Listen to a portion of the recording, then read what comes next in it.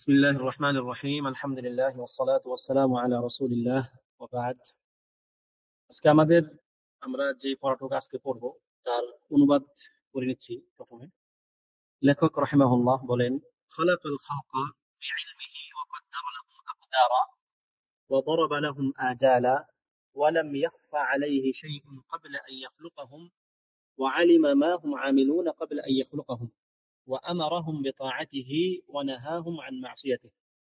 অর্থাৎ তিনি আল্লাহ সুবহানাহু ওয়া তাআলা পরিপূর্ণ জ্ঞান সহ সৃষ্টিকে সৃষ্টি করেছেন। অর্থাৎ যখন তিনি সৃষ্টি করছেন তখন তিনি পরিপূর্ণ জ্ঞান নিয়েই করছেন। তাদের জন্য পরিমাণ নির্ধারণ করে দিয়েছেন, অর্থাৎ তাদের তাকদীর নির্ধারণ করে দিয়েছেন। তাদের নির্দিষ্ট সময় অর্থাৎ আয়ু নির্ধারণ করেছেন। তাদের সৃষ্টি করার আগেও তার কাছে তাদের কোনো কিছু গোপন ছিল না। তিনি জানতেন তারা কি করবে। তাদের সৃষ্টি করার আগেই তিনি তাদেরকে তার আনুগত্যের নির্দেশ দিয়েছেন এবং তার অবাধ্যতা থেকে নিষেধ করেছেন। কথাগুলো কিন্তু একদম স্পষ্ট, তাই না? মানে যদি আপনাদেরকে আর কোনো কিছু নাও বলি, এখানে তালিক আর নাও করি, তবুও কথাগুলি একদমই পরিষ্কার, যে কেউ এখান থেকে শিক্ষা নিতে পারবে। ওয়াকুল্লু শাইইন ইয়াজরি বিতাকদীরিহি ওয়া মাশিআতিহি ওয়া মাশিআতুহু তানফুয লা মাশিআতা লিল ইবাদি ইল্লা মা শাআ লাহুম ফামা শাআ লাহুম কান ওয়া মা লাম ইয়াশা লাম ইয়াকুন। অর্থাৎ সবকিছুই ঘটে তার, অর্থাৎ আল্লাহ সুবহানাহু ওয়া তাআলার নির্ধারণ ও ইচ্ছা অনুযায়ী, অর্থাৎ তার তাকদীর এবং তার ইচ্ছা অনুযায়ী। তার ইচ্ছাই কার্যকর হয়। ওয়া মাশিআতুহু তানফুয, তার ইচ্ছাই কার্যকর হয়। লা মাশিআতা লিল ইবাদি ইল্লা মা শাআ লাহুম, তিনি বান্দাদের জন্য যা চান তা ছাড়া বান্দাদের কোনো ইচ্ছা নেই, অর্থাৎ বান্দাদের আর কোনো ইচ্ছা থাকতে পারে না। ফামা শাআ লাহুম কান, তিনি যা বান্দার জন্য ইচ্ছা করেন সেটাই ঘটে। ওয়ামা লাম ইয়াশা লাম ইয়াকুন, আর যা তিনি ইচ্ছা করেন না তা ঘটে না।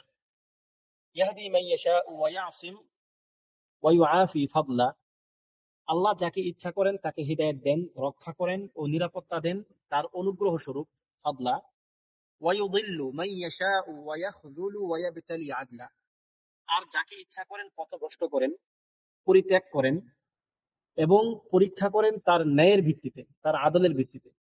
ওয়া কুল্লুহুম ইয়াতাকাল্লাবুনা ফি মাশিআতিহি বাইনা ফাদলিহি ওয়া আদলিহি, আর সকলেই তার ইচ্ছার অধীনে পরিচালিত হয়, তার অনুগ্রহ ও ন্যায়ের মাঝখানে ঘুরপাক খায়। অর্থাৎ তার ইচ্ছা এবং তার ন্যায়, অনুগ্রহ এবং ন্যায়ের মাঝখানে সবাই কি তাদের জীবন যাপন করে, চলাফেরা করে।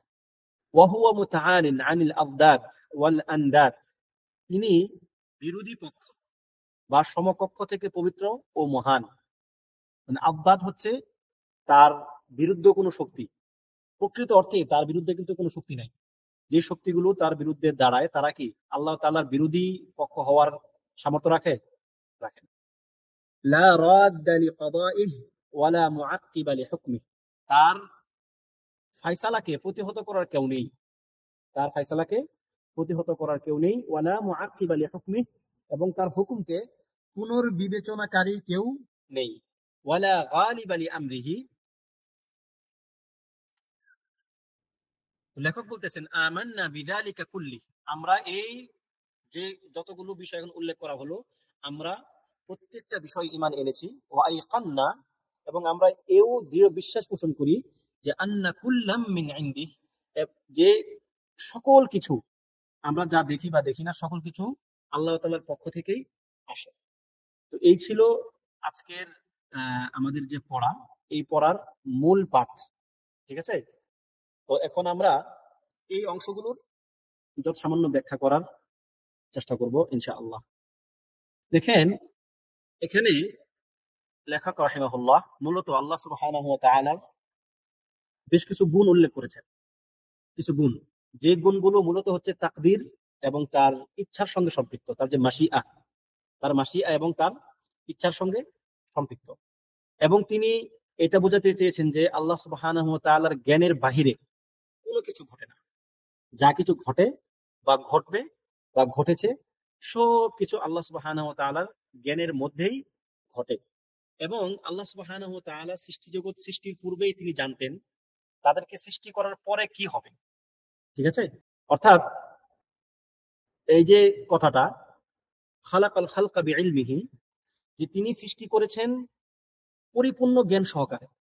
ব্যাপারটা এমন না যে আল্লাহ সুবহানাহু ওয়া তাআলা আগে প্রথমে একটু সৃষ্টি করে টেস্ট করেছেন যে দেখি কেমন হয়, আচ্ছা ঠিক আছে তাহলে একটা পরীক্ষা হলো, এরপরে সেকেন্ড রাউন্ড করি না, তারপরে থার্ড রাউন্ড না, এরকম না। আল্লাহ সুবহানাহু ওয়া তাআলা যখন কোনো কিছুকে সৃষ্টি করেন, তিনি এর চূড়ান্ত পরিণতি তিনি জেনেই করেন। বিপরীতে মানুষ, মাখলুক যে কাজগুলো করে, সে অনেক পরীক্ষা নিরীক্ষা করে। সে প্রথম চান্সেই সে তার পরিপূর্ণ যে ইচ্ছাটা সে বাস্তবায়ন করতে পারে না। যে কোনো একটা প্রোগ্রাম, যে কোনো একটা জিনিস সে যখন তৈরি করে, সে তখন প্রথমে এর কিছু পরীক্ষামূলক মানে কার্যক্রম চালায়। ওই পরীক্ষামূলক কার্যক্রম থেকে যখন সে কোনো একটা ত্রুটি দেখতে পায়, সেই ত্রুটি সারিয়ে নিয়ে সে আরো উন্নততর সংস্করণ তৈরি করে। এভাবে সে একসময় আস্তে আস্তে সর্বোচ্চ তার সাধ্যের মধ্যে সর্বোচ্চ যা সে পারে তা সে করে ফেলে। তার মানে হচ্ছে যে মানুষ সময়ে সময়ে তার সাধ্যের পরিবর্তন ঘটে, তার সময় যায়, তার সাধ্যের মধ্যে নতুন পালক যুক্ত হয়। একটা সময় তার সাধ্য ছিল না, পরে একটা সময় তার সাধ্য আসে সীমিত, এরপরে ওই সাধ্যের মধ্যে আরো সাধ্য যুক্ত হয়। কিন্তু আল্লাহ সুবহানাহু ওয়া তাআলার ক্ষেত্রে ব্যাপারটা এমন না। তিনি এই আকাশমণ্ডলী এবং পৃথিবী 6 দিনে সৃষ্টি করেছেন, যা আমরা জানি। মানে এই 6 দিনের সৃষ্টি তিনি এই জন্য করেন নাই যে তিনি একদিনে সৃষ্টি করতে পারতেন না, বরং তিনি যদি চাইতেন যে এক মুহূর্তে সকল সৃষ্টিগুলো তাদের অস্তিত্বে এসে যাবে, তিনি সেটা করতে পারতেন। কিন্তু তিনি কেন এই ধাপে ধাপে করলেন, সেটা তার হচ্ছে হিকমাতুল বালিগা। এটা হচ্ছে আল্লাহ সুবহানাহু ওয়া তাআলার চূড়ান্ত যে হিকমা, তার কৌশল, তার রহস্য। এর অধীনে বা এর অনুকূলে তিনি সেটা করেন। এটা তার অক্ষমতার জন্য নয়, বা এটা তার মানে একটা সৃষ্টি করার পরে আরেকটা সৃষ্টির অভিজ্ঞতা নেওয়ার জন্য তিনি এরকম করেন না। এবং এর একটা হিকমত এটা হতে পারে, সৃষ্টিকুলের স্বার্থেই তিনি এরকম করেন। যেমন ধরুন, আল্লাহ সুবহানাহু ওয়া তাআলা কিন্তু কিছু কিছু আয়াত দান করেন, কিছু কিছু বিধান দান করেন একটা সময়ে, পরবর্তীতে তিনি ওই বিধান রহিত করে তিনি আরেকটা বিধান দেন। তার মানে কি এই যে আল্লাহ সুবহানাহু ওয়া তাআলা মানে অক্ষম ছিলেন যে বিধান তিনি সেটা আগে দিতে না। ব্যাপারটা এখানে আল্লাহ সুবহানাহু ওয়া তাআলার মানে সক্ষমতা অক্ষমতার ব্যাপার না, বরং তিনি সক্ষম সবসময়, বরং এটা তার ইচ্ছার ব্যাপার। তিনি ইচ্ছা করেছেন এভাবে, তিনি এভাবে দিয়েছেন। এরপরে হচ্ছে মানুষের সামর্থ্যের ব্যাপার। যেমন মদ আল্লাহ সুবহানাহু ওয়া তাআলা ধাপে ধাপে হারাম করেছেন। তিনি ইচ্ছা করলে প্রথম ধাপেই তিনি মদকে হারাম করতে পারতেন, একদম চূড়ান্ত ভাবে হারাম, যে মদ আর কেউ খেতে পারবে না বা পান করতে পারবে না। কিন্তু এটা মানুষের সাধ্যের জন্য একটা কঠিন ব্যাপার ছিল। যারা দীর্ঘদিন মদে অভ্যস্ত ছিল তাদের জন্য মানে এক নির্দেশেই হয়তো মদ ছাড়াটা সহজ ছিল না। তাই তিনি মানুষের কল্যাণার্থে তিনি ধাপে ধাপে মদকে হারাম করেছেন। তো এরকম অন্যান্য সকল বিধানগুলো এরকম, এমনকি তার সৃষ্টিগুলো এরকম, যে তিনি যদি একবারে সৃষ্টি করতেন তাহলে হয়তো এই সৃষ্টিগুলোর জন্য কি একটা চাপ হতো, অথবা অন্য আরো অনেক কারণ থাকতে পারে যা আমরা জানি না। তো মোট কথা হচ্ছে যে আল্লাহ সুবহানাহু ওয়া তাআলা যখন কোনো কিছু সৃষ্টি করেন, তিনি পরিপূর্ণ জ্ঞান সহকারে সৃষ্টি করেন, যে এই সৃষ্টি যদি একবারেই সৃষ্টি করে থাকেন তাহলে একবারই হয়ে গেল। আর যদি তিনি তাকে ধাপে ধাপে উন্নত করার মানে ইচ্ছা পোষণ করেন, তাহলে তিনি জানেন যে চূড়ান্ত ধাপে এটা কি হতে পারে। কথা ক্লিয়ার হলো আশা করি, যে তিনি যেটা একবারে চূড়ান্ত রূপ দিয়ে দিয়েছেন সেটা তো হয়ে গেল, ঠিক আছে। কিন্তু যেটা তিনি ধাপে ধাপে সৃষ্টি করার সিদ্ধান্ত নিয়েছেন, সেটাও তিনি জানেন যে চূড়ান্ত ধাপে এর রূপ কেমন হবে, ঠিক আছে। ব্যাপারটা এমন না যে তিনি আহ নতুন করে আবার জানবেন, ঠিক আছে। এটা তো এটা হলো আল্লাহ সুবহানাহু ওয়া তাআলার ক্ষেত্রে একটা সিফা, একটা গুণ, যা বান্দার ক্ষেত্রে মানে এরকম না। এই ব্যাপারে আপনি কোরআনে অনেক আয়াত পাবেন যে আল্লাহ সুবহানাহু ওয়া তাআলা সব জানেন। যেমন আল্লাহ তাআলা সূরা হাজ্জের 70 নম্বর আয়াতে বলেন যে আলাম তা'লাম আন্নাল্লাহা ইয়া'লামু মা ফিস সামাই ওয়াল আরদ, যে তুমি কি জানো না বা আপনি কি জানেন না যে আল্লাহ সুবহানাহু ওয়া তাআলা জানেন, কি জানেন, আকাশ এবং জমিনের মধ্যে যা কিছু আছে তার সবই জানেন। অর্থাৎ আল্লাহ তাআলার জ্ঞানের বাইরে কি কোনো কিছু নাই।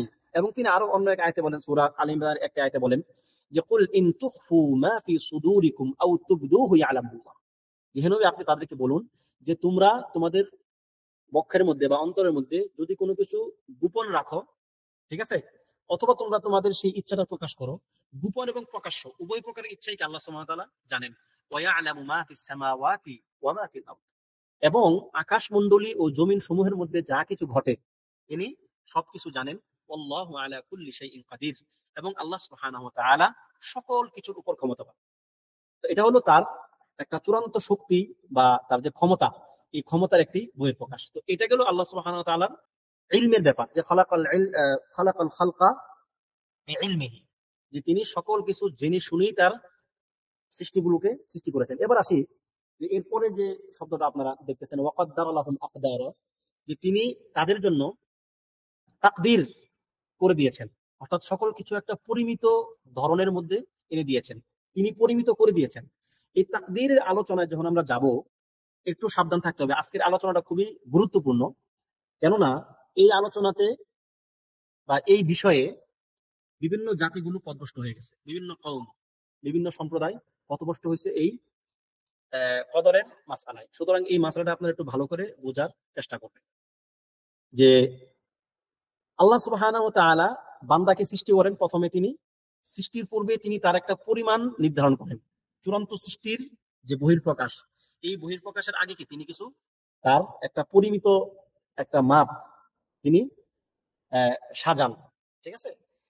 তো এই জন্য আল্লাহ সুবহানাহু ওয়া তাআলা বলেছেন যে ইন্না কুল্লা শাইইন খালাকনাহু বিকাদার, আমি সকল কিছু পরিমিত ভাবে সৃষ্টি করেছি, আমি নিশ্চয়ই প্রতিটি জিনিস তাকদীর অনুযায়ী বা পরিমিত ধরনে সৃষ্টি করেছি। এটা হচ্ছে সূরাতুল কামারের 49 নম্বর আয়াত। এরপরে তিনি অন্য এক আয়াতে বলেন ওয়া খালাকা কুল্লা শাইইন ফাকাদ্দারাহু তাকদীরা, যে তিনি সকল কিছু সৃষ্টি করেছেন এবং তিনি তাদেরকে নির্দিষ্ট পরিমাণ ও পরিকল্পনা অনুযায়ী তিনি তাদের বিষয়াদি নির্ধারণ করে দিয়েছেন, ফাকাদ্দারাহু তাকদীরা। তো এখন আহলুস সুন্নাহ ওয়াল জামাআর মতে এই তাকদীর কি জিনিস, তাকদীর জিনিসটা কি আসলে? আমি একটা সংজ্ঞা বলতেছি, আপনারা এই সংজ্ঞাটা আমি যখন নাকি পরবর্তীতে আপনাদেরকে নোট করে দিব, এই নোট থেকে এই সংজ্ঞাগুলো আরবিতে মুখস্থ করবেন, ভালো হবে ইনশাআল্লাহ।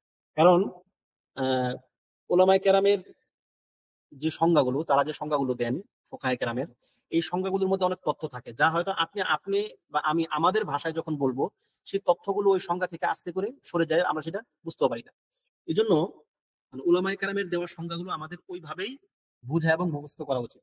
তো তাকদীরের যে সংজ্ঞা আহলুস সুন্নাহ ওয়াল জামাআর কাছে, তা হলো হুয়া ইলমুল্লাহিস সাবিক বিল আশিয়াই ক্বাবলা ওয়ুকুইহা, যে তাকদীর হলো আল্লাহ সুবহানাহু ওয়া তাআলার জ্ঞান, তার ইলম কিসের ব্যাপারে? সকল সৃষ্টির ব্যাপারে, সেই সৃষ্টিগুলো অস্তিত্বে আসার আগেই, অর্থাৎ সকল সৃষ্টিগুলো অস্তিত্বে আসার আগেই ওই ব্যাপারে তার জ্ঞান। এটা হচ্ছে তাকদীর। সংজ্ঞা এখনো শেষ হয় নাই, তাকদীরের একটা অংশ এটা, তার জ্ঞান হচ্ছে তাকদীর।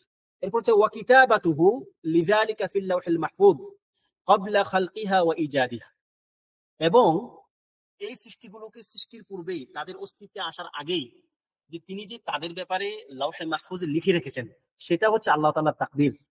এটা কি তাকদীরের দ্বিতীয় একটা অংশ, এই সবটা কিন্তু তাকদীরের সংজ্ঞা। এরপর হচ্ছে ওয়া মাশিআতুহুন নাফিযাতুশ শামিলা, এবং তার যে মাশিআহ, তার যে ইচ্ছা, যেটা আন-নাফিদা, যেটা অবশ্যম্ভাবী ভাবে ঘটবে বা বাস্তবায়ন হবে, আর শামিলা বা একদম শামিলা হচ্ছে সকল কিছুকে পরিব্যাপ্ত করতে পারে, এরকম তার ওই ইচ্ছা, যে ইচ্ছা সকল কিছুকে পরিব্যাপ্ত করে আছে এবং তা অবশ্যম্ভাবী ভাবে বাস্তবায়িত হবে। এবং চতুর্থ যে অংশটা ওয়া খালকুহু আযজা ওয়া জাল্লা লিকুল্লি শাই, এবং সকল কিছুকে তিনি যে সৃষ্টি করেছেন, এটাও তার তাকদীর। তাহলে তাকদীরের সংজ্ঞাটা কি হলো তাহলে এখানে? যে হুয়া ইলমুল্লাহিস সাবিক বিল আশিয়াই ক্বাবলা ওয়ুকুইহা ওয়া কিতাবাতুহু লিযালিকা ফিল লাওহিল মাহফুজ ক্বাবলা খালকিহা ওয়া ইজাদিহা ওয়া মাশিআতুহুন নাফিযাতুশ শামিলা ওয়া খালকুহু আযজা ওয়া জাল্লা লিকুল্লি শাই। এটা হচ্ছে আহলুস সুন্নাহ ওয়াল জামাআর উলামায়ে কেরামের দেওয়া একটা সংজ্ঞা, যা তাকদীরের সংজ্ঞা হিসেবে সবার নিকট পরিচিত। যদি আপনারা একটু মানে লক্ষ্য করে শুনে থাকেন, যে এই সংজ্ঞার মধ্যে চারটা জিনিস আসছে, চারটা জিনিস, ঠিক আছে? এই চারটা জিনিস আবার এই তাকদীরের চারটা স্তর বা চারটা অবস্থা। যেমন আমরা প্রথমে কি বললাম, যে তিনি প্রথমে সবকিছু জানেন, ঠিক আছে? যে হুয়া ইলমুল্লাহিস সাবিক, যে তিনি সকল কিছু জানেন, তার জ্ঞান কিসের ব্যাপারে? সকল সৃষ্টির ব্যাপারে তার জ্ঞান, ওই সৃষ্টিগুলো অস্তিত্বে আসার আগেই তিনি এই সৃষ্টির ব্যাপারে জানেন, ঠিক আছে? এটা কি তার একটা জ্ঞান। তো এটা হলো একটা স্তর। দ্বিতীয় হচ্ছে যে তিনি জানার পরে ঠিক জানার পরে বলেন বা জেনে বলেন, তিনি যা জানেন তিনি তা লিখেন। ও কিতাবাতুহু, এবং তার লেখনী, যা তিনি লিখে রেখেছেন ফিল লাওহিল মাহফুজ ক্বাবলা খালকিহা ওয়া ইজাদিহা, যা তিনি এই সৃষ্টিগুলোকে সৃষ্টির পূর্বেই লাওহে মাহফুজে লিখে রেখেছেন। তাহলে কিতাবা, দ্বিতীয় স্তর হচ্ছে কি কিতাবা। তৃতীয় স্তর হচ্ছে কি ওয়া মাশিআতুহুন নাফিদাতুশ শামিলা, যে তার ইচ্ছা, তার মাশিআ। তাহলে তৃতীয় স্তর কি ইচ্ছা, তার মাশিআ। চতুর্থ হচ্ছে ওয়া খালকুহু আযজা ওয়া জাল্লা লিকুল্লি শাই, এবং সকল কিছুকে যে তিনি সৃষ্টি করেছেন তার এই সৃষ্টি, তার এই সৃষ্টিকর্ম একটা তাকদীর। ঠিক আছে? এখন তাহলে আমরা চারটা জিনিস পাইলাম: ইলম, ইলম, কিতাবা, মাশিআ, এবং হচ্ছে তার খালক। আহ, ইবনে কাইয়িম রাহিমাহুল্লাহ তার নুনিয়াতে, তার আকীদা একটা কবিতার সংকলন, তিনি সেখানে বলেছেন এই কথাগুলো, এই চারটা জিনিস একটা পংক্তির মধ্যে নিয়ে আসছেন তিনি, একটা কবিতার লাইনের মধ্যে। সেটা কি হয়তো আপনারা অনেকেই জানেন, আপনাদেরকে আগেও মনে হয় এটা বলা হয়েছিল অন্য কোনো এক আলোচনায়। সেটা হচ্ছে তিনি বলেছেন ইলমুন কিতাবাতু মাওলানা মাশিআতুহু ওয়া খালকুহু ওয়া হুয়া ইজাদুন ওয়া তাকওয়িন। একটা কবিতার পংক্তি, আশা করি আপনারা সেটা মুখস্থ করবেন। ইলমুন কিতাবাতু মাওলানা মাশিআতুহু ওয়া খালকুহু ওয়া হুয়া ইজাদুন ওয়া তাকওয়িন। অর্থাৎ তিনি এই পংক্তির মধ্যে যে কদরের যে চারটি মারাতিব, মারাতিবুল কদর, কদরের চারটি মারাতিব তিনি এখানে উল্লেখ করে দিয়েছেন। এখন এই চারটি মারাতিব বা মার্তাবা যদি আপনি বুঝে নেন, তাহলে কদরের বিষয়ে আপনার কোনো সমস্যা থাকবে না। কারণ এই চারটি মারহালার মধ্যে মানুষ তেজগুস লাগাই ফেলে। ঠিক আছে? যে প্রথম কথা হচ্ছে আল্লাহ সুবহানাহু ওয়া তাআলা আপনার সকল কিছু জানেন। যেহেতু তিনি জানেন, তার জন্য কি লিখতে কোনো সমস্যা? লিখতে কোনো সমস্যা না, সুতরাং তিনি সেটা লিখতেও পারেন।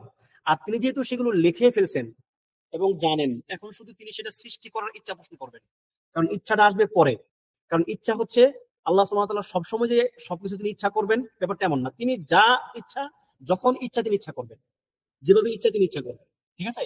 তাহলে যখন তিনি লিখে রেখেছেন, তার আগে তিনি জেনেছেন, এখন তখন যখন তিনি ইচ্ছা করবেন যে তিনি এগুলো এবার বাস্তবায়ন করবেন, এই ইচ্ছা করার সাথে সাথে তিনি বলবেন কোন, তুমি হও, ফায়াকুন, আর তা হয়ে যাবে। আর তা হচ্ছে কি সৃষ্টি, যে তিনি সৃষ্টি করার সর্বশেষ। তাহলে আমরা দেখতেছি কি, মানে আমাদের চোখের সামনে আসতেছে কি এই চারটা মারাতিব থেকে, এই চারটা মারাতিব থেকে আমাদের চোখের সামনে আসতেছে হচ্ছে খালক বা সৃষ্টিটা। আমরা শুধু তার চূড়ান্ত যে রেজাল্ট, এই কদরের যে চারটা মার্তাবার যে চূড়ান্ত রেজাল্ট, সৃষ্টিতেও মানে পরিণত হওয়া কোনো কিছু, এই চূড়ান্ত রেজাল্টটা আমাদের চোখের সামনে আসতেছে। এর আগের তিনটা স্তর কিন্তু আমরা জানতেছি না।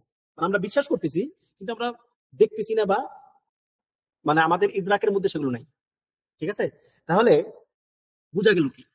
বোঝা গেল হচ্ছে কদ্দরটা হচ্ছে একটা সির, একটা গোপন জিনিস, যেটা আল্লাহ সুবহানাহু ওয়া তাআলা যাকে ইচ্ছা তার কাছে ছাড়া, যতটুকু ইচ্ছা ততটুকু ছাড়া তিনি প্রকাশ করেন না।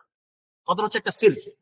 এটা হচ্ছে সবচেয়ে বড় কথা, যে আল কদরু সিরুল্লাহ, এটা হচ্ছে আল্লাহ তাআলার একটা গোপন জিনিস, একটা গোপন ব্যাপার, একটা গোপন হিকমা, একটা গোপন কৌশল, যা তিনি তার সকল বান্দাদের থেকে গোপন রেখেছেন চূড়ান্ত ভাবে। একদম কদরের টোটাল ব্যাপারটা কোনো নবীও জানে না, কোনো ফেরেশতাও জানে না।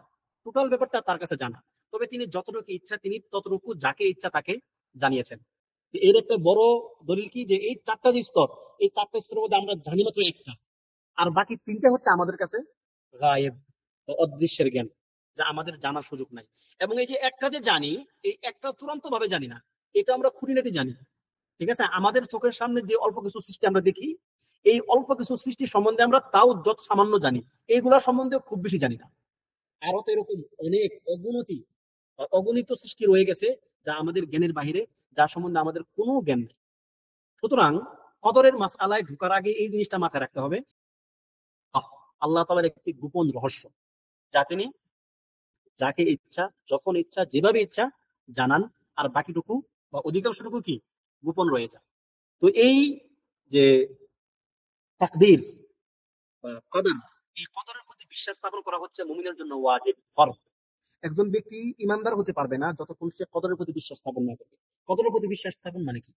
কদরের ভালো মন্দের প্রতি বিশ্বাস স্থাপন করা। আপনারা সবাই জানেন হাদিস জিবরিল, আপনারা 40 হাদিসের ক্লাসগুলো করতেছেন। 40 হাদিসের দ্বিতীয় হাদিস, হাদিস জিবরিল এটাকে বলা হয়। সেখানে তিনি ইমানের 6টি রুকন বর্ণনা করেছেন। তার মধ্যে একটা কি, ওয়া আন তুমিনা বিল কদরি খাইরিহি ওয়া শাররিহি। ঠিক আছে? এবং অন্য এক হাদিস বা অন্যান্য রেওয়ায়েতে আসে মুররিহি ওয়া হুলউই, যে কদরের মিষ্ট এবং তিক্ততা, ভালো এবং মন্দ উভয়ের প্রতি বিশ্বাস স্থাপন করতে হবে। তার মানে কি, আল্লাহ, এখন কদর যেহেতু আল্লাহ তাআলার কাজ, কদর কি আল্লাহ তাআলার কাজ, একটা আল্লাহ তাআলার সিফা, এই সিফার মধ্যে কি খারাপ থাকতে পারে? অসম্ভব, খারাপ থাকতে পারে না। তাহলে আমরা কেন বলি যে কদরের ভালো মন্দের প্রতি বিশ্বাস স্থাপন করা? ভালো এবং মন্দ, এই মন্দ তাহলে কোথেকে আসলো? এই ভালো মন্দ হচ্ছে মানুষের বিবেচনা। মানুষের কাছে যেটা ভালো লাগে সেটা তার কাছে ভালো, মানুষের কাছে যেটা খারাপ লাগে বা ভালো লাগে না সেটা তার কাছে খারাপ। কিন্তু আল্লাহ তাআলার কদর শাররুন মাহদ, মানে সবার জন্য খারাপ ব্যাপারটা এমন না, এটা কখনোই হতে পারে না। বরং আল্লাহ তাআলার কদর আম ভাবে, উমুমান, মোটা দাগে সবটা হচ্ছে খায়র। কারো কারোর জন্য সেটা সার হতে পারে। যদি সেটা কারো কারোর জন্য সার হয়, সেটা ওই ব্যক্তির জন্য, সবার জন্য সার হবে না। এমনকি ইবলিশকে সৃষ্টি করা কি আল্লাহ তাআলার একটা কাজ, এটা এটা হচ্ছে মানে আল্লাহ তাআলার একটা কাদার বা একটা সিদ্ধান্ত। এইটার মধ্যেও শাররুন মাহাদ বা টোটালটা খারাপ ব্যাপারটা এমন না, বরং এর মধ্যে আল্লাহ তাআলার হিকমা রয়েছে, যে তিনি ইবলিসকে সৃষ্টি করেছেন। মানে ইবলিস তো একটা খারাপ, ইবলিস হচ্ছে সার, ইবলিস নিজে সার, কিন্তু ইবলিসকে সৃষ্টি করা এই কর্মটা কি সার নয় বা খারাপ নয়। এটা হচ্ছে আল্লাহ তাআলার একটা একটা কর্ম, যা সার হতে পারে না, যা খারাপ হতে পারে না, যা খাইর। এখন ইবলিসকে তিনি কেন সৃষ্টি করেছেন সেটা হচ্ছে তার চূড়ান্ত হিকমার অনুকূলে, সেটা তিনি জানেন, সেটা আমরা হয়তো জানবো না। কিন্তু আমাদের কাছে যতটুকু জ্ঞান আছে আমরা জানি যে ইবলিসকে সৃষ্টি করার উদ্দেশ্য হচ্ছে যেন তিনি এর মাধ্যমে মানব জাতিকে পরীক্ষা করতে পারেন। তাহলে আল্লাহ তাআলার কদরের ক্ষেত্রে খায়ের এবং শার হচ্ছে আমাদের বিবেচনায়। আল্লাহ তাআলার কাজ স্বয়ং শার হতে পারে না। এখন এটা যে আল্লাহ তাআলার কাজ, এটা আপনি দলিল হিসাবে একটা দলিল আপনাদের দেই। খুব একটা প্রসিদ্ধ একটা আয়াত, লাইসাল বিররা আন তুওয়াল্লু ওয়ুজুহাকুম কিবালাল মাশরিকি ওয়াল মাগরিব ওয়ালাকিন্নাল বিররা মান আমানা বিল্লাহ ওয়াল ইয়াউমিল আখির ওয়াল মালায়েকা ওয়াল কিতাব ওয়ান নাবিয়্যিন। খেয়াল করেন পাঁচটা এখানে, এই আয়াতের মধ্যে কি পাঁচটা। আল্লাহ বলছেন যে লাইসাল বিররা আন তুওয়াল্লু ওয়ুজুহাকুম কিবালাল মাশরিকি ওয়াল মাগরিব, যে তোমাদের মুখ পশ্চিম এবং পূর্বে ফেরানো থেকে কোনো কল্যাণ নাই। যে তোমরা পশ্চিমে মুখ ফেরাও বা পূর্বে মুখ ফেরাও, এর মধ্যে কি কোনো স্বয়ং ওই কাজের মধ্যে কোনো কল্যাণ নাই যদি না আল্লাহর নির্দেশ থাকে। কিন্তু কল্যাণ কিসের মধ্যে আছে? ওয়ালাকিন্নাল বিররা মান আমানা, যে ঈমান আনবে। এবার আসেন ঈমানের যে স্তরগুলো সেগুলো কি কি বা রুকনগুলো। মান আমানা বিল্লাহ, আল্লাহর প্রতি, মান আমানা বিল্লাহ ওয়াল ইয়াউমিল ওয়াল মালায়েকা, এবং ফেরেশতাগণের প্রতি, ওয়াল কিতাব, এবং আল্লাহ তাআলার পক্ষ থেকে আগত কিতাব সমূহের প্রতি, ওয়ান নবিয়্যিন, এবং আল্লাহ তাআলার পক্ষ থেকে আগত নবীগণের প্রতি। এখানে পাঁচটা জিনিসকে প্রতি আল্লাহ তাআলা উল্লেখ করে বলছেন যে এইগুলোর প্রতি ঈমান আনা হচ্ছে বীর। তাহলে এখানে আমরা হাদিসে জানলাম কদর হচ্ছে ঈমানের একটা রুকন। আল্লাহ তাআলা এখানে কদরের কথা উল্লেখ কেন করলেন না? একটা প্রশ্ন আসে না যে এখানে কদর কেন উল্লেখ করা হলো না? কেননা আল্লাহ যখন বললেন যে কি ওয়ালাকিন্নাল বিররা মান আমানা বিল্লাহ, আল্লাহর প্রতি বিশ্বাস স্থাপন করবে, আল্লাহর প্রতি বিশ্বাস স্থাপন করা হচ্ছে কদরের প্রতি বিশ্বাস স্থাপন করা এর মধ্যে অন্তর্ভুক্ত। কেন? কারণ কদর হচ্ছে আল্লাহ তাআলার কাজ, এটা তার সিফা। বাকিগুলো কিন্তু আল্লাহ তাআলার সিফা না ওই অর্থে। কিতাবের একটা অংশ আছে যা হচ্ছে কি যে মানুষ যেটাকে ধরতে পারে, ছুঁতে পারে, কিন্তু কদরের কোনো কিছুকে আপনি ধরতে পারবেন, ছুঁতে পারবেন? কদর টোটালটা হচ্ছে আল্লাহ তাআলার কাজ, এক আল্লাহ তাআলার সিফা। ঠিক আছে? তাহলে আল্লাহ তাআলার প্রতি বিশ্বাস স্থাপন করলেই আপনি বাই ডিফল্ট কদরের প্রতি বিশ্বাস স্থাপন করতে হবে, এটা উল্লেখ করতে হবে না সেটা। এই কদর হচ্ছে এমন একটা গোপন জিনিস বা আল্লাহ তাআলার সঙ্গে সম্পৃক্ত জিনিস, যা আল্লাহ তাআলাকে উল্লেখ করলে সেটা এসে যায়। ঠিক আছে? তো এটা হলো একটা ফায়দা এই আয়াত থেকে। এরপরে ইমানের রুকনগুলো আপনারা জানেন, হাদিসে জিবরিলে যেগুলো আসছে যে আন তুমিনা বিল কদরি খাইরিহি ওয়া শাররিহি। তো এটা হচ্ছে কদরের ইমানের একটি রুকন, যা ব্যতীত ব্যক্তির ইমান শুদ্ধ হবে না। এবার আসেন যে এই কদরের মাসআলায় তিনটি মাযহাব, তিনটি মাযহাব, কদরের মাসআলায় তিনটি মাযহাব। একটি মাযহাব হচ্ছে কাদারিয়া, আল কাদারিয়া, যারা বলে যে কদর বলতে আসলে কোনো কিছু নাই, আল্লাহ তাআলা কোনো কিছু নির্ধারণ করে দেন না, বান্দা যা খুশি তাই করে, বান্দা তার কর্মের স্রষ্টা। আল্লাহ তাআলা কদরের যে ব্যাপারটা সেটা আল্লাহ তাআলার সঙ্গে তারা নিসবত করে না। ঠিক আছে? এই কাদারিয়াদের মধ্যে অনেকগুলো স্তর আছে। আবার একটা হচ্ছে কাদারিয়া শিরকিয়া, মুশরিক, এর হচ্ছে মুশরিক। ঠিক আছে? এরপরে আরেকটা স্তর হচ্ছে যে ধরেন যে মানে গুলাত, মানে এরা হচ্ছে দিক ভ্রান্ত, পথভ্রষ্ট। তাদেরকে ডাইরেক্ট মুশরিক বলা যাবে না, তবে এরাও পথভ্রষ্ট। এই এই এই অংশটা হচ্ছে মুতাজিলা।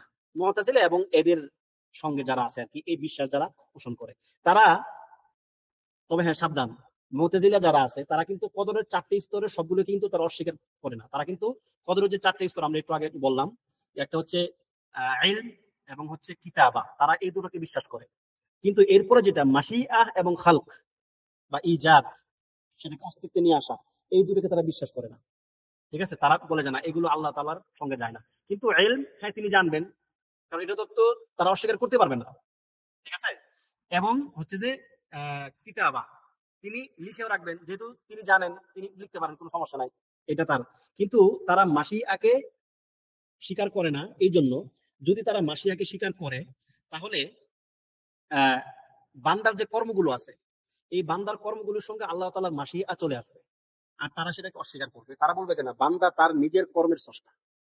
তারা এই কথা কেন বলবে, বা তারা এই কথা কেন বলে, তাদের একটা সুন্দর উদ্দেশ্য আছে। উদ্দেশ্য হচ্ছে তারা বলবে যে যদি আপনি মাশিআটাকে চূড়ান্ত ভাবে দিয়ে দেন কদরের মধ্যে, তাহলে মানুষের কাজ সে ভালো করবে মন্দ করবে, তাহলে কি আল্লাহ তাআলা মন্দ কর্মের নির্দেশ দেন বান্দাকে? আল্লাহ তাআলা চান যে বান্দা মন্দ কর্ম করুক? তিনি চান না। সুতরাং মন্দ যেহেতু তার দিকে যায় না, সুতরাং মাশিয়া তার ক্ষেত্রে প্রযোজ্য। তিনি চান না, বান্দা যা চায় সে তাই করে। এটা হচ্ছে তাদের একটা যুক্তি, যে বান্দা ভালো কাজ করতে মনে চাইছে সে ভালো কাজ করবে, মন্দ কাজ করতে মন চাইছে সে মন্দ কাজ করবে। এখানে আল্লাহ তাআলার কোনো দাখাল নাই বা তার কোনো হাত নেই। খুবই একটা ভ্রান্ত আকীদা, কিন্তু তাদের আকীদা হচ্ছে এটা।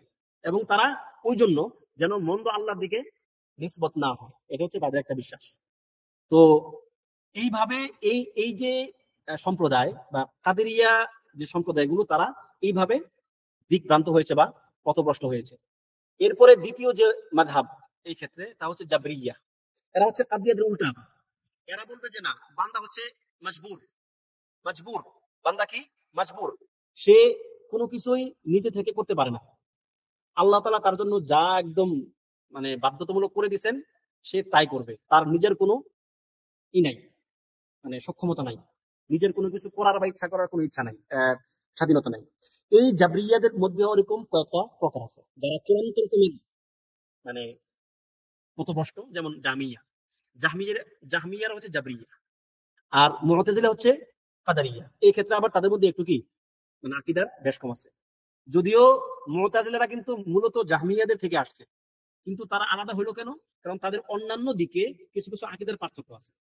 তো জাহমিয়ারা হচ্ছে কি জাবরিয়া। তারা বলে যে না, আল্লাহ তাআলা বান্দার জন্য যা কিছু লিখে রাখছে, বান্দা এর বাইরে গিয়ে কোনো কিছু করতে পারে না। তো তাদের একটা আছে, যেমন তারা বলবে যে বাতাসের মধ্যে একটা পালকের মতো, ধরুন যে একটা পালক আপনি এখানে এভাবে রাখলেন, বাতাস এসে ওটাকে দুলাবে দুলাবে, মানে তা ওই পালকের কোনো ইচ্ছা আছে? নাই। বাতাস তাকে যেভাবে যেদিকে দুলাবে সে সেদিকে যাবে। ওই আমাদের বাংলাদেশের প্রেক্ষাপটে যারা একটু ভণ্ড কিসিমের কিছু মানুষ আছে, যারা বলে যে যেমনি নাচাও তেমনি নাচে, পুতুলের কি দোষ, মাআযাল্লাহ। এই এই যে সম্প্রদায় যারা এই গানগুলো গায় বা এই বিশ্বাস যারা আছে, তারা হচ্ছে জাবরিয়া। তারা মনে করে যে আল্লাহ সুবহানাহু ওয়া তাআলার পক্ষ থেকে যা কিছু লিখে দেওয়া হয়েছে, বান্দা তা করতে বাধ্য, এবং বান্দার নিজস্ব কোনো ইচ্ছা শক্তি নাই। এবং এই দুইয়ের মাঝখানে একটা অংশ আছে, যারা হচ্ছে যে মনে করে যে বান্দা আন্তরিক ভাবে বা আভ্যন্তরীণ ভাবে সে মাজবুর। বান্দাকে আভ্যন্তরীণ ভাবে মাজবুর, কিন্তু বাহ্যিক ভাবে মুখতার, মানে তার ইখতিয়ার আছে। খেয়াল করেন একটু এটা। এইটা হচ্ছে একটু ভিন্ন একটা মত। এই মতের অনুসারী কারা জানেন? আমাদের পরিচিত যারা আছে আশআরী এবং মাতুরিদি। তারা বলে কি যে বান্দা মাজবুরুন বিল কলব বা বিল বাতিন, মানে আভ্যন্তরীণ ভাবে বান্দা মাজবুর, অর্থাৎ বান্দার আসলে কোনো ইচ্ছা শক্তি নাই। আল্লাহ তাআলা যা চান বান্দা তাই করবে। ওই যে আপনাদেরকে গত আলোচনাতে সাবাব এবং মুসাব্বিব, যেটা আপনাদেরকে বলছিলাম যে ইল্লা এবং মালুল, এই ইয়েতে কিন্তু আলোচনা কিন্তু আশারীদের একটা বক্তব্য আছে। তারা মনে করে যে কোনো কিছু কারণ, এটা কোনো কারণ না, আল্লাহ তাআলা চাইছেন তাই হইছে। কিন্তু ওই সময় ঘটনাচক্রে কারণ থাকে, যদি কারণ না থাকে তবুও সেই ঘটনাটা কি ঘটবে। এই ক্ষেত্রে তাদের একই অবস্থা, যে আসলে বান্দার নিজস্ব কোনো ইচ্ছা শক্তি নাই, নিজস্ব কোনো ইচ্ছা শক্তি নাই, স্বাধীন কোনো ইচ্ছা শক্তি নাই। বরং তারা মনে করে যে মানে আভ্যন্তরীণ ভাবে আল্লাহ তাআলা যা লিখে রাখছেন তাই ঘটবে, এইখানে বান্দার কোনো দাখাল নাই। কিন্তু বাহ্যিক ভাবে দেখা যায় যে বান্দা একটা কাজ করে, সেটা সে করতেছে। এটা কি তারা মনে করে যে এটা একটা বাহ্যিক আচরণ, এই বাহ্যিক আচরণের সঙ্গে আভ্যন্তরীণ আচরণের কোনো সম্পর্ক নেই। ঠিক আছে? তো এই বিশ্বাসটাকে উলামায়ে কেরাম, যারা সালাফ উলামায়ে কেরাম আছেন, তারা এই বিশ্বাসটাকে খুব ভয়ঙ্কর ভাবে দেখেন। কারণ এই বিশ্বাসটা আপনি বুঝবেন না যে আপনি আস্তে আস্তে জাবরিয়া হয়ে আপনি হয়ে যাচ্ছেন। কারণ আশারি এবং মাতুরিদীদেরকে এক প্রকার জাবরি বলা চলে আর কি, মানে জাবরিয়াদের একটা অংশ তাদের মধ্যে আছে। বুঝতে পারলেন? মানে কদরের মাসআলায়, আবার ইমানের মাসআলায় এরা কি ইরজা, তাদের মধ্যে একটা মুরজিয়াদের একটা ভাব আছে। ঠিক আছে? আবার ধরেন যে মুরজিয়াদের এগেইনস্টে কি, আবার মুরজিয়াদের যারা মানে বিপরীত খাওয়ারিজ, ঠিক আছে, ওরা হচ্ছে যে একদম সবাইকে কাফের মানে বলে দিবে। আর হচ্ছে যে যারা মুরজিয়া, তারা হচ্ছে যে মানে ইমান আনতে পারলে একবার হয়েছে, কারণ কি তারা আমলকে ইমানের অংশ মনে করে না। যাই হোক, এটা মানে ভিন্ন এক মাসআলা। তো ঠিক তদ্রুপ এই কদরের মাসআলায় এরা হচ্ছে আবার জাবরিয়াদের খুব নিকটবর্তী, বা জাবরিয়াদের আকীদার বড় একটা অংশ তাদের মধ্যে আছে। এজন্য এই মাসআলাগুলোতে আপনাকে সাবধান থাকতে হবে। এই ক্ষেত্রে আহলুস সুন্নাহ ওয়াল জামাআর আকীদাটা কি? আহলুস জামাআর আকীদা হচ্ছে বান্দা যেমন পরিপূর্ণ স্বাধীন না, আবার পরিপূর্ণ বাধ্য না। বান্দার স্বাধীনতার ক্ষেত্রে তার ইচ্ছার এক প্রকার স্বাধীনতা আছে, আর তার কর্মের এক প্রকার স্বাধীনতা আছে, এবং আল্লাহ তাআলা যে তার জন্য লিখে রাখছেন সেটারও একটা প্রভাব আছে। এই তিনটার সংমিশ্রণে যে জিনিসটা হবে সেটা হচ্ছে আহলুস সুন্নাহ ওয়াল জামাআর আকীদা। এখন একটু বুঝতে আপনাদের সমস্যা হচ্ছে, আপনাদেরকে আরেকটু একটা কায়দা দিয়ে বুঝিয়ে বলি।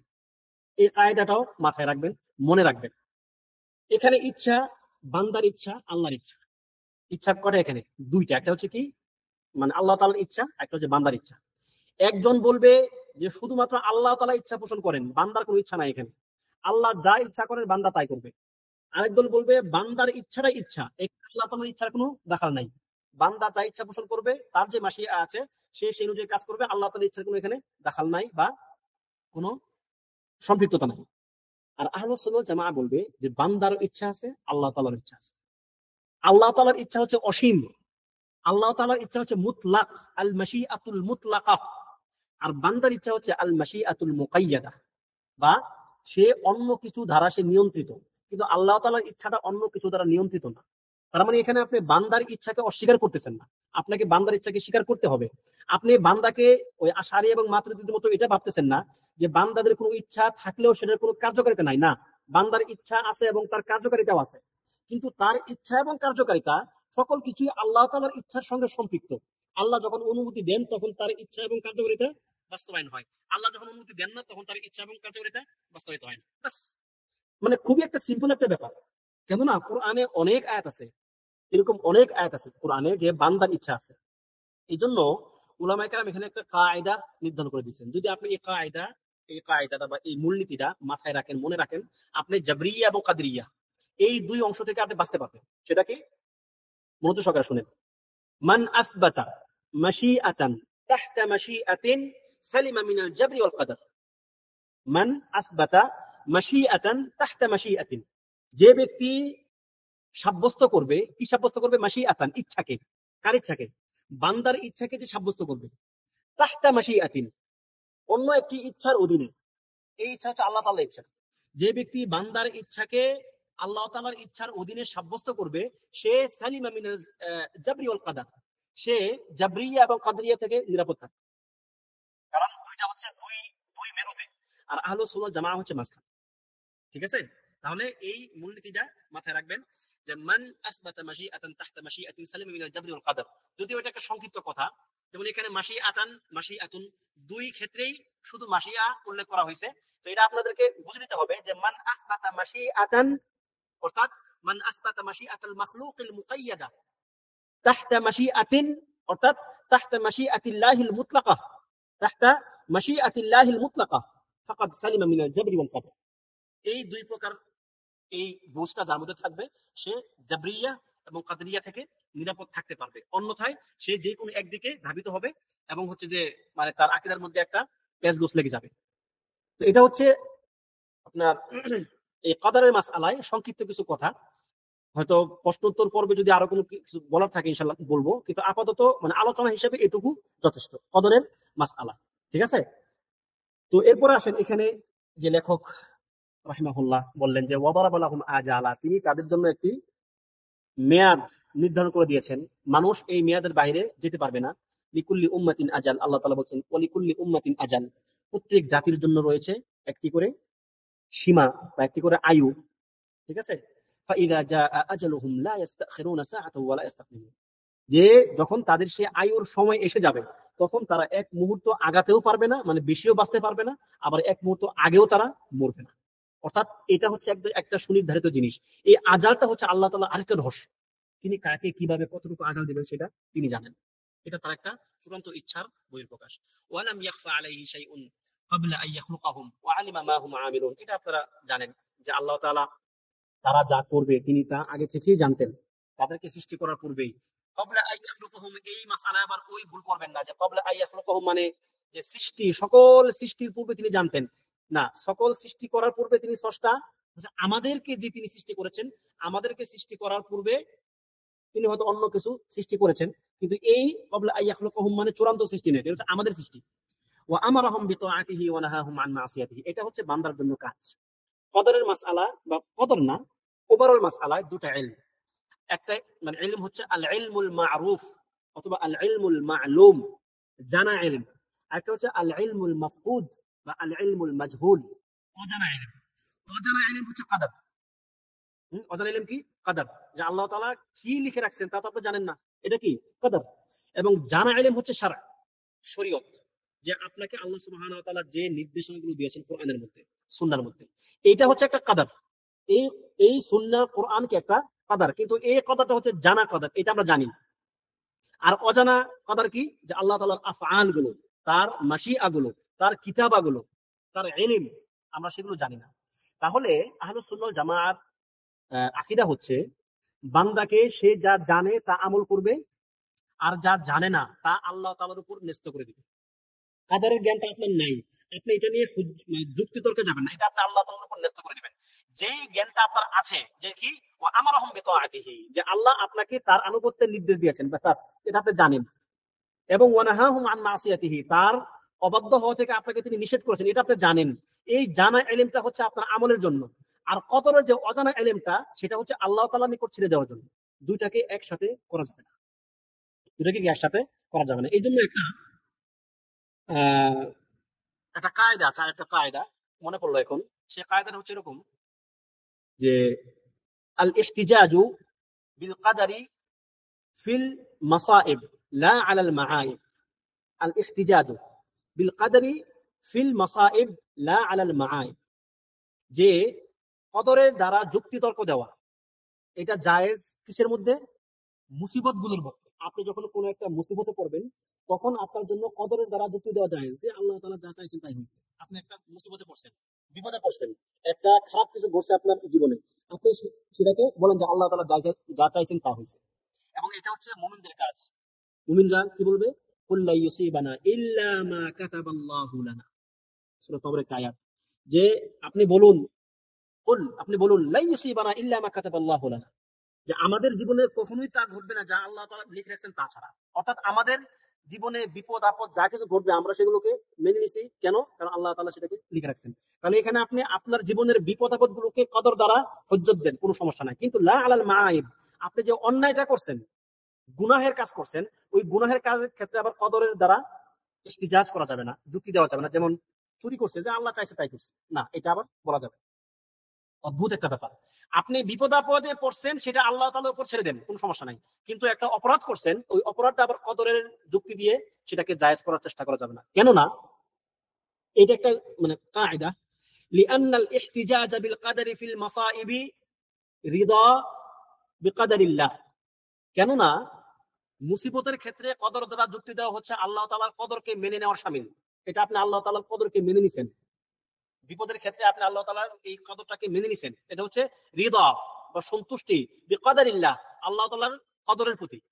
এবং ওয়াল ইহতিজাজু বিল কদরি আলাল মাআইবি ইবতালু শারঈল্লাহ, অর্থাৎ কদরের মাধ্যমে গুনাহের ব্যাপারে যুক্তি দেওয়া হচ্ছে ইবতালু শারঈল্লাহ, আল্লাহ তাআলার শরীয়তকে বাতিল করে দেওয়া। আল্লাহ তাআলা বলেছেন আপনাকে তুমি চুরি করিও না। আল্লাহ তাআলা বলছে আপনাকে যে ওয়ালা তাকতুলুন নাফসাল্লাতী হারামাল্লাহু ইল্লা বিল হক, যে তুমি আল্লাহ তাআলার নির্দেশ ছাড়া কোনো প্রাণীকে হত্যা মানে কোনো জানকে বা কোনো প্রাণকে হত্যা করবে না, কোনো মানুষকে হত্যা করবে না। ওই ব্যক্তি হত্যা করছে, এখন সে যদি এটাকে কদরের দোহাই দেয় তাহলে কি সে আল্লাহ তাআলার এই যে শারঈ, যে একটা নির্দেশ, ওয়ালা তাকতুলু, যে তোমরা হত্যা করবে না। তাহলে আল ইহতিজাজু বিল কাদারি আলাল মাআইবি ইবতালু শারঈল্লাহ, এটা হচ্ছে আল্লাহ তাআলার শরীয়তকে বাতিল করার শামিল। সুতরাং এটা করা যাবে না। তাহলে এই মূলনীতিটাও মানে মাথায় রাখবেন, মনে রাখবেন। কারণ আমাদের এই এই আপনার যেখানে যে কথাটা আলোচনা আসছে, এই আলোচনার সঙ্গে ওই কায়দাটা কি সম্পৃক্ত, যে আমারহুম বিতাআতিহি ওয়া নাহাহুম আন মাসিয়াতিহি। আপনাকে আল্লাহ তাআলা যা নির্দেশ দিয়েছেন তা করতে থাকবেন, যা নিষেধ করছে আপনি তা করবেন না। আপনি অদৃশ্যের জ্ঞানের মধ্যে ঢুকবেন না, ঠিক আছে? কারণ ওটা আপনার না, কিন্তু এই কাজটা আপনার, যেটা আল্লাহ আপনাকে করতে বলছেন সেটা আপনি করেন। এবং ওয়াকুল্লু শাইইন ইয়াজরি বিতাকদীরিহি ওয়া মাশিয়াতিহি, এটা আপনারা জানেন যে তার মাশিআর অধীনে সবকিছু চলবে। ওয়া মাশিআতুহু তানফুয, তার ইচ্ছা বাস্তবায়িত হবেই। লা মাশিআতা লিল ইবাদি ইল্লা মা শাআ লাহুম, আল্লাহ তাআলা তাদের জন্য যা চান না, যা চান তাছাড়া বান্দা ইচ্ছা করতে পারে না। যেমন এটা সূরা আত-তাকওয়িরের একটি আয়াত, ওয়া মা তাশাউনা ইল্লা আইয়াশা আল্লাহু রাব্বুল আলামিন, যে বিশ্বজগতের প্রতিপালক আল্লাহ তাআলা যা চান তাছাড়া তোমরা কোনো কিছু চাইতেও পারো না। তাহলে চাইতে হলেও আল্লাহ তাআলা চাওয়া লাগবে, তবে আমরা কিন্তু চাইতে পারি। মানে এটা কিন্তু বরং যারা আপনার কি বলে আরে জাবরিয়া, তাদের কথার বিরুদ্ধে কিন্তু এটা, যে তারা কি বলে বান্দার কোনো মাশিআ নাই, আল্লাহ তাআলা যা ইচ্ছা করেন তাই করেন। আল্লাহ কিন্তু এখানে বান্দার মাশিআকে সাব্যস্ত করলেন, তবে সেটা আল্লাহ তাআলার মাশিআর সঙ্গে সম্পৃক্ত করে দিলেন। ওয়া মা তাশাউনা ইল্লা আইয়াশা, ওয়া মা তাশাউন, তোমরা চাইতে পারো না। তার মানে বান্দা চাইতে পারে, কখন পারে? যখন আল্লাহ চান তখন পারে। তার মানে বান্দার একটা ইচ্ছা আছে। এটা হচ্ছে তাদের কথার রদ, এই দলিলটা, ঠিক আছে? যে বান্দার একটা ইচ্ছা আছে, কিন্তু সেই ইচ্ছাটা কি? ওয়া মা তাশাউনা ইল্লা আইয়াশা, আল্লাহ তাআলা না চাইলে আমরা সেটা চাইতে পারি না। ওই যে বললাম, মান আসবাতা মাশিআতান তাহতা মাশিআতিন সালিমা মিনাল জাবরি ওয়াল কদর, ওই মাসআলা এখানে আসবে। আচ্ছা, যা তিনি তাদের জন্য চান তা হবে। মাশা আল্লাহু লাহুম কানা, যা চান তা হবে। ওয়া মা লাম ইয়াশা লাম ইয়াকুন, এবং যা চান না তা হবে না। বিখ্যাত বিখ্যাত হাদিস ইবনে আব্বাস রাদিয়াল্লাহু আনহু তাকদীরের এই মাসআলাতে বা এই অংশে আর কি, যে নবী সাল্লাল্লাহু আলাইহি ওয়াসাল্লাম ইবনে আব্বাসকে বললেন, ইহফাজিল্লাহ ইয়াহফাযক, তুমি আল্লাহ তাআলাকে সংরক্ষণ করো বা তুমি তার বিধানাবলী হেফাজত করো, আমল করো, আল্লাহ তাআলা তোমাকে হেফাজত করবেন। ইহফাজিল্লাহ তাজিদহু তুজাহাক, তুমি তোমার নিজের মধ্যে আল্লাহকে হেফাজত করো, তার তার তার আনুগত্য করার মাধ্যমে এবং তার গুনাহ থেকে, তার আহ, অবাধ্যতা থেকে বেঁচে থাকার মাধ্যমে। তাজিদহু তুজাহাক, তুমি সব সময় তাকে তার সামনে পাবে, বিপদে আপদে বিভিন্ন সময়। ওয়া'লাম, গুরুত্বপূর্ণ কথা, ওয়া'লাম, জেনে রাখো, আন্নাল উম্মাতা লাউ ইজতামাআত আলা আন ইয়ানফাউকা বিশাইইন লাম ইয়ানফাউকা বিশাইইন ইল্লা মা ক্বাদ কাতাবাহু আল্লাহু লাক, যে যদি সমস্ত জাতি সবাই মিলে যদি তোমার কোনো উপকার করতে চায়, আল্লাহ যদি তোমার সেই উপকার লিখে না রাখেন, তাহলে তারা ওই উপকারটুকু করতে পারবে না। তাওয়াক্কাল আলাল্লাহ, এই কথা আমি আপনাকে বললাম, এটা হাদিসের অংশ না, যে আল্লাহ তাআলার উপর তাওয়াক্কুল করেন। বান্দা যত চেষ্টাই করুক আপনার কোনো উপকার করতে পারবে না। আল্লাহ মানে যতটুকু তিনি না চাইবেন ততটুকু চান। এরপরে কি হাদিসের পরের অংশ, যে ওয়ালাউ ইজতামাউ, আর যদি তারা একত্রিত হয়, আলা আইয়াদুররুকা বিশাই, তোমাকে কোনো কিছু দ্বারা ক্ষতি করতে, লাই ইয়াদুররুকা ইল্লা বিশাইইন ক্বাদ কাতাবাহু আল্লাহু আলাইক, যে তারা তোমাকে ওই ক্ষতি করতে পারবে না যতটুকু না আল্লাহ তোমার জন্য লিখে রেখেছে। হাজার চেষ্টা করলেও কেউ আপনার ক্ষতি করতে পারবে না, কোনো ভয়ের কোনো কারণ নেই, ঠিক আছে? কেন সেটা? রুফিআতিল আকলাম ওয়া জাফফাতিস সুহুফ, কেননা ভাগ্য লিখার কলম উঠিয়ে নেওয়া হয়েছে, ভাগ্য লেখা হয়ে গেছে, ওয়াজাফাতিস সুহুফ, এবং কালিগুলো শুকিয়ে গেছে। সুতরাং এখান থেকে কোনো কিছু হারাবার নাই। মুমিন ব্যক্তির কি কোনো কিছু হারাবার নাই, সে কখনো আফসোস করবে না। এই চিন্তা যার মধ্যে থাকবে, সে কখনো জীবন থেকে হতাশ হবে না। আর এই চিন্তা যে রাখতে না পারবে, সে প্রতিক্ষণে, সে প্রতিনিয়ত সে হতাশার মধ্যে থাকবে। কেন? কারণ সে মনে করে যে তার সবকিছু করতে হবে, সে না করলে কোনো কিছু হবে না, সে এখান থেকে বাঁচতে হবে, তাকে অর্জন করতে হবে না, তাকে কিছুই করতে হবে না। তবে বান্দার চেষ্টা একটা ভিন্ন মাসআলা, এটা তাওয়াক্কুলের অন্য মাসআলা। তবে মানে উমুমান আকীদা হিসাবে বান্দার এটুকু বিশ্বাস থাকতে হবে যে আল্লাহ সুবহানাহু ওয়া তাআলা তার জন্য যা লিখে রাখছেন তা সে পাবেই, আর যা তার জন্য লিখে রাখেন না তা সে পাবেই না, সে হাজার চেষ্টা করলেও পাবে না, ঠিক আছে? তো এটাই যে মাশা আলাহুম কান, তাদের জন্য তিনি যা চান তা হবেই। ওয়ামা লাম ইয়াশা লাম ইয়াকুন, এবং যা চান না তা হবে না। ইয়াহদি মান ইয়াশা ওয়া ইয়াসিমু ওয়া ইউআফি ফাদলা, তিনি যাকে ইচ্ছা হেদায়েত দেন এবং নিরাপদ মানে বাঁচিয়ে রাখেন, রক্ষা করেন এবং নিরাপত্তা দেন। ফাদলা, অনুগ্রহমূলক বা অনুগ্রহ স্বরূপ। এই যে আল্লাহ তাআলা যে কাউকে হেদায়েত দেন, এটা কি আল্লাহ তাআলা বাধ্য কাউকে হেদায়েত দিতে? না, বাধ্য না। বরং এটা হচ্ছে তার একটা অনুগ্রহ। এবং ওয়ায়ুযিল্লু মান ইয়াশা ওয়া ইয়াখযুলু ওয়া ইয়াবতালি আদলা, তিনি যাকে ইচ্ছা তাকে পথভ্রষ্ট করেন এবং তাকে মানে লাঞ্ছিত করেন এবং তাকে পরীক্ষার মধ্যে ফেলেন আদলা। এটা তার তার এটা কি তার আদল বা তার ইনসাফ। ব্যাপারটা এমন না যে তিনি যাকে পথভ্রষ্ট করলেন তিনি তার প্রতি জুলুম করলেন, না, তিনি তাকে জুলুম করেন নাই। আল্লাহ তাআলা ফাআলুল লিমা ইউরিদ, তিনি যা ইচ্ছা তা করেন, তার কাছে তিনি তার কাজের ক্ষেত্রে স্বাধীন। লা ইউসআলু আম্মা ইয়াফআল, তিনি যা করেন তাকে সেই বিষয়ে জিজ্ঞাসাবাদ করা হবে না। ওহুম ইউসআলুন, কিন্তু মানুষকে জিজ্ঞাসাবাদ করা হবে। সুতরাং আল্লাহ তাআলা কেন কাউকে পথভ্রষ্ট করলেন এই প্রশ্ন আপনি করতে পারবেন না, এটা তার ইচ্ছা। কিন্তু এই কাজটা তিনি করেন কিভাবে? আদলা, তিনি মানে তিনি তাকে ন্যায় বিচার করেন, তিনি ইনসাফের সাথে করেন। কেন? কারণ তিনি ওয়াহাদাইনাহুন নাজদাইন, আল্লাহ তাআলা বলেছেন যে আমি তাকে দুটি পথ দেখিয়ে দিয়েছি। ওয়ানাফসি ওয়া মা সাওয়াহা ফাআলহামাহা ফুজুরাহা ওয়া তাকওয়াহা, ফাআলহামাহা ফুজুরাহা ওয়া তাকওয়াহা। আল্লাহ তাআলা বান্দাকে ভালো এবং মন্দের জ্ঞান দিয়ে দিয়েছেন। এরপর বান্দা ইচ্ছা, বান্দা বান্দাকে আল্লাহ তাআলা এক প্রকার স্বাধীনতাও দিয়ে দিয়েছেন যে তুমি ইচ্ছা করলে ভালো পথ গ্রহণ করতে পারো, ইচ্ছা করলে তুমি খারাপ পথ গ্রহণ করতে পারো। তবে মান কানা ইউরিদু দালালাতা ফালইয়ামদুদ লাহুর রাহমানু মাদ, কিন্তু বান্দা যখন পথভ্রষ্টতা চায়, এটা হচ্ছে সূরা মারিয়ামের একটা আয়াত, যে বান্দা যখন পথভ্রষ্ট হতে চায়, সে যখন ভ্রান্তির দিকে যেতে চায়, তখন ফালইয়ামদুদ লাহুর রাহমানু মাদ, আল্লাহ তাআলা তাকে ছেড়ে দেন যে ঠিক আছে তুমি যাও, তুমি করো। আর এভাবেই তিনি তাকে পথভ্রষ্ট করেন। ঠিক আছে, এই পথভ্রষ্ট করা হচ্ছে তার একটা আদল, তার একটা ইনসাফ। এই জন্যই আল্লাহ তাআলা কাজগুলো বা তার কর্মগুলো দুটি জিনিসের একটি হবে, হয় ফাদল নয় আদল। হয় তিনি অনুগ্রহ করবেন, নয় তিনি ইনসাফ করবেন। আর আদল হচ্ছে কাফেরদের জন্য। তার ফদল বন্ধুদের জন্য কিভাবে? তিনি তাদেরকে হেদায়েত দিলেন কোন প্রকার আবেদন নিবেদন ছাড়াই, কোন প্রকার চেষ্টা তদবির ছাড়াই। এবং একটা কি, যে তিনি বান্দা যখন কোনো একটা ভালো কাজ করে তিনি তাকে 10 গুণ বেশি, মিনিমাম 10 গুণ বেশি নেকি দেন, তার ফাদল। কিন্তু কাফের যখন কোনো মন্দ কাজ করে তিনি তাকে, সে যা মন্দ করলো তার ওই মন্দটুকু তিনি তাকে প্রতিদান দেন। এটা হচ্ছে তার আদল বা তার ইনসাফ। তাহলে কি মানে আল্লাহ তাআলার কর্মগুলো আদল এবং ফাদল এই দুইটার মাঝখানে থাকবে, কিন্তু বান্দার কর্মগুলো কি তিনটার যে কোনো একটা হবে। হয় বান্দা ফদল করবে, ফদল করলেও সেটা সীমিত ফদল, মানে এক বান্দা আরেক বান্দার উপরে, অথবা সে আদল করবে, তার আদলটাও ত্রুটিযুক্ত আদল বা ইনসাফ, অথবা সে জুলুম করবে, সে জুলুমও করতে পারে। কিন্তু আল্লাহ তাআলার ক্ষেত্রে কি জুলুম হারাম। আল্লাহ কি বলছেন? ইন্নী হারামতু আলাইয়া যুলম, আমি আমার জন্য জুলুমকে হারাম করে দিয়েছি। ওয়ামা আনা বিযাল্লামিল লিল আবিদ, আমি বান্দাদের জন্য, আমি বান্দাদেরকে জুলুম করি না। আল্লাহ তাআলা বান্দাদেরকে জুলুম করেন না। তাহলে বান্দার জন্য জুলুমের গুণটা খাটে, দোষটা খাটে, কিন্তু আল্লাহ তাআলার জন্য জুলুমের দোষ খাটে না। তিনি হয় আদল করবেন, নয় তিনি ফদল করবেন। আল্লাহ তাআলা আমাদেরকে তার ফদলের মাধ্যমে জান্নাত দিন। কোন ব্যক্তি যদি আল্লাহ তাআলা তার প্রতি ইনসাফ করেন, আদল করেন, সে জান্নাতে প্রবেশ করতে পারবে না যতক্ষণ না আল্লাহ তাআলা তাকে ফদল দিবেন বা তাকে অনুগ্রহ করবেন। এমনকি নবীগণও না। নবী সাল্লাল্লাহু আলাইহি ওয়াসাল্লাম বলছেন যে আল্লাহ তাআলার রহমত ছাড়া কেউ জান্নাতে প্রবেশ করতে পারবে না। তখন মায়ের বলল যে আপনিও না, বলছে আমিও না, আমরা কার? সুতরাং আল্লাহ তাআলার কাছে সব সময় তার ফাদল কামনা করবেন, তার আদল চাইবেন না। ইনসাফ, আল্লাহ তাআলা এমনিতেই ইনসাফকারী, তিনি, এটা তার একটা বাই ডিফল্ট গুণ। মানে আদলটা হচ্ছে মানে আল্লাহ তাআলার একটা গুণের মধ্যে একটা, মানে তিনি কখনো এর নিচে নামেন না। কিন্তু ফাদলটা হচ্ছে তিনি যাকে ইচ্ছা তাকে দিবেন। সুতরাং এইটা আপনাকে আল্লাহ তাআলার কাছ থেকে চেয়ে নিতে হবে।